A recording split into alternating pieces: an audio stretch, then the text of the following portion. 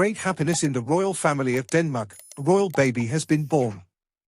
Modernization is seen in the controversial usage of surrogacy, as Gustav Swienstein Burber and Karina Exelon welcomed their second child, a girl, through this method. Gustav Wienstein Burber, who is the nephew of Marth and the first cousin of Frederick and Karina Axelon, once again turned to surrogacy to become parents. He did it in May 2023 with the birth of their first child, Gustav Albrech, and again in 2024 with the birth of their daughter, who was born on April 26 in the United States.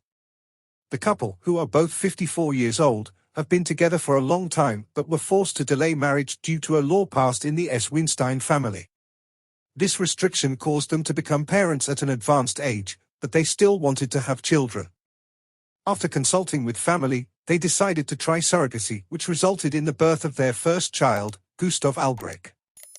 A few months later, they decided to give the baby a little sister, and on April 26, the Gustav and Karina live in Germany in Burber Castle. Surrogacy is prohibited by law in Germany, but that's not all. Children from other countries cannot be registered. According to German law, the mother is the woman who gave birth to the child, and that is what is stated in the documents, so it is unclear how the princes managed to have Karina listed as the birth mother, and even if the eggs belong to the princess, presumably frozen at some point, she is not considered the mother of the child. According to German law, the mother of the child is the woman who gave birth to it, that is the surrogate mother, not the intended mother. This means that the future German mother is not considered related to the child under German law and accordingly does not pass on German citizenship. The German Ministry of Foreign Affairs website says the situation is different, with the father assuming that the genetic material belongs to Prince Gustav. The documents state that he is the father. There is inequality in legal relationships between the princes and their two children. Doubts that the Burber palace refuses to clarify have been kept silent for many years in public. Members of the Danish royal family congratulated Gustav and Karina, confirming their happiness and bringing attention to the fact that their love story is relatively unique.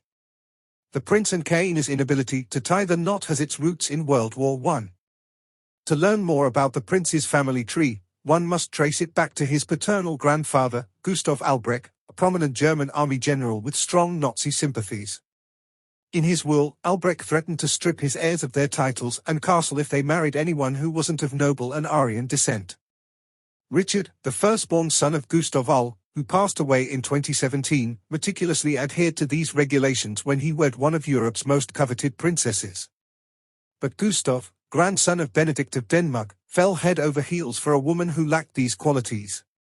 Karina, who is neither Aryan nor noble, and Gustav, who is, therefore, a member of the S Wienstein Burber family, lived together for a long time without ever saying yes to each other. In 2016, Karina said, "I don't care that I'm not married to Gustav, he is the man of my life and the one I want to be with."